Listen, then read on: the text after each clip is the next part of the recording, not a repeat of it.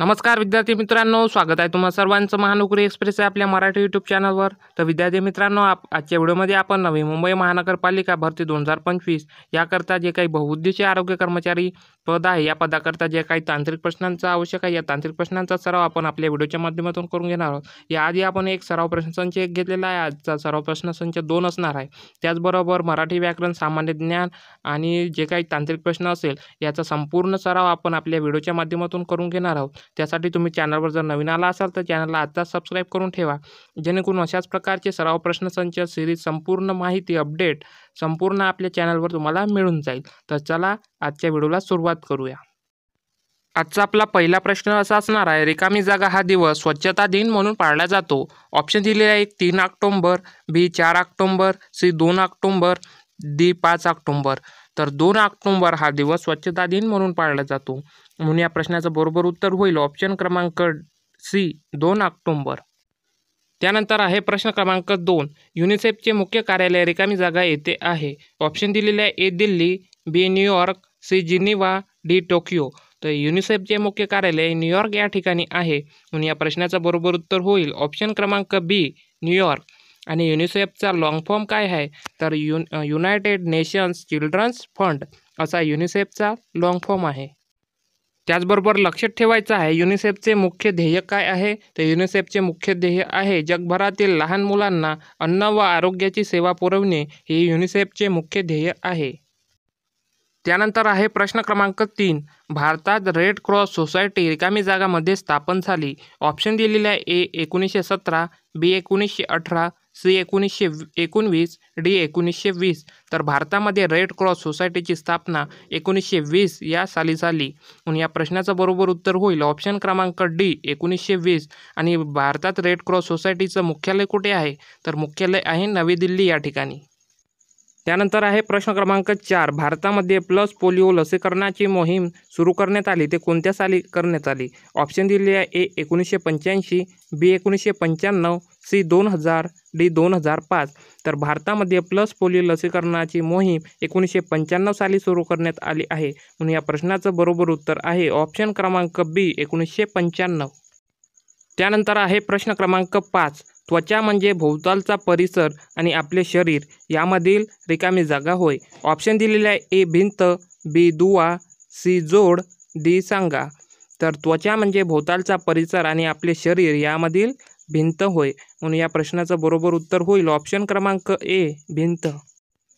त्यानंतर आहे प्रश्न क्रमांक 6, लसीकरणामुळे रिकामी जागा रोगाला फार मोठ्या प्रमाणात आळा घालता येतो। ऑप्शन दिलेले आहे ए संसर्गजन्य, बी अनुवांशिक, सी साथीच्या, डी पारंपरिक। तर लसीकरणामुळे साथीच्या रोगाला फार मोठ्या प्रमाणामध्ये आळा घालता येतो, म्हणून या प्रश्नाचं बरोबर उत्तर होईल ऑप्शन क्रमांक सी साथीच्या। त्यानंतर आहे प्रश्न क्रमांक 7, शरीर बांधणीसाठी रिकामी जागा गरज असते। ऑप्शन दिलेले आहे ए हाडांची, बी बोटांची, सी हातांची, डी प्रथिनांची। तर शरीर बांधणीसाठी प्रथिनांची गरज असते, म्हणून या प्रश्नाचं बरोबर उत्तर होईल ऑप्शन क्रमांक डी प्रथिनांची। त्यानंतर आहे प्रश्न क्रमांक 8, जिभेवरील छोट्या छोट्या उंचवट्यांना काय म्हणतात। ऑप्शन दिलेला एक ए आहे रुचिकलिका, बी मज्जातंतू नलिका, सी चेतानलिका, डी अन्ननलिका। तर जिभेवरील ज्या छोट्या छोट्या उंचवटा असतात त्यांना रुचिकलिका असं म्हटलं जाते, म्हणून या प्रश्नाचं बरोबर उत्तर होईल ऑप्शन क्रमांक ए रुचिकलिका। त्यानंतर आहे प्रश्न क्रमांक 9, हिवतापाच्या उष्ण अवस्थेत शरीराचे तापमान किती अंशापर्यंत वाढू शकते। ऑप्शन दिलेले आहे A 41 degree Celsius, B 45 degree Celsius, C 102 degree Celsius, D 90 degree Celsius. तर हिवतापाच्या उष्ण अवस्थेत शरीराचे तापमान हे 90 डिग्री सेल्सिअस अंशापर्यंत वाढू शकते, म्हणून या प्रश्नाचं बरोबर उत्तर होईल ऑप्शन क्रमांक डी 90 डिग्री सेल्सिअस। त्यानंतर आहे प्रश्न क्रमांक 10, सूक्ष्मजीवशास्त्राचे जनक म्हणून ओळखले जाणारे वैज्ञानिक कोण आहे। ऑप्शन दिलेले आहे A Louis Pasteur, B Joseph Lister, C Robert Koch, D Paul Ehrlich. तर सूक्ष्मजीवशास्त्राचे जनक असे लुई पाश्चर यांना म्हटलं जाते, म्हणून या प्रश्नाचं बरोबर उत्तर होईल ऑप्शन क्रमांक ए लुई पाश्चर यांना सूक्ष्मजीवशास्त्राचे जनक म्हणून ओळखलं जाते। त्यानंतर आहे प्रश्न क्रमांक 11, स्ट्रेप्टोमायसिन हे औषध कोणत्या रोगावर प्रभावी आहे। स्ट्रेप्टोमायसिन हे औषध कोणत्या रोगावर प्रभावी आहे? ऑप्शन दिलेले ए कॉलरा, बी क्षयरोग, सी विषमज्वर, डी मलेरिया. तर स्ट्रेप्टोमायसिन हे औषध क्षयरोगावर प्रभावी आहे. म्हणून या प्रश्नाचं बरोबर उत्तर होईल ऑप्शन क्रमांक बी क्षयरोग. त्यानंतर आहे प्रश्न क्रमांक 12. ॲल्युमिनियम या मूलद्रव्यासाठी कोणती संज्ञा वापरतात? ऑप्शन दिलेले A L, B AU, C AG, D यापैकी नाही.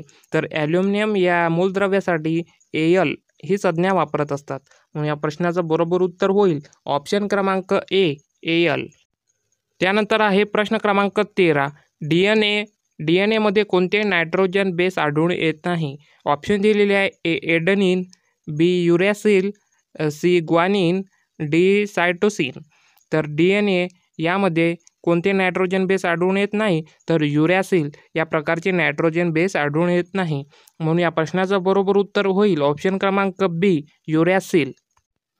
त्यानंतर आहे प्रश्न क्रमांक 14. गालफुगी मम्प्स हा रोग यामुळे होतो. खाली ऑप्शन दिलेले आहे, त्यापैकी आपल्याला उत्तर निवडायचं आहे. तर ऑप्शन काय दिलेले आहे?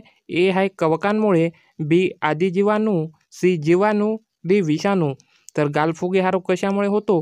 तर विषाणूमुळे होतो. म्हणून या प्रश्नाचं बरोबर उत्तर होईल ऑप्शन क्रमांक डी विषाणू. त्यानंतर आहे प्रश्न क्रमांक 15. ऑर्निथोलॉजी म्हणजे काय? ऑर्निथोलॉजी म्हणजे काय? ऑप्शन दिलेले एक आहे पृथ्वीचा अभ्यास, बी हाडांचा अभ्यास, सी पक्ष्यांचा अभ्यास, डी वरीलपैकी काहीही नाही. तर ऑर्निथोलॉजी म्हणजेच पक्ष्यांचा अभ्यास.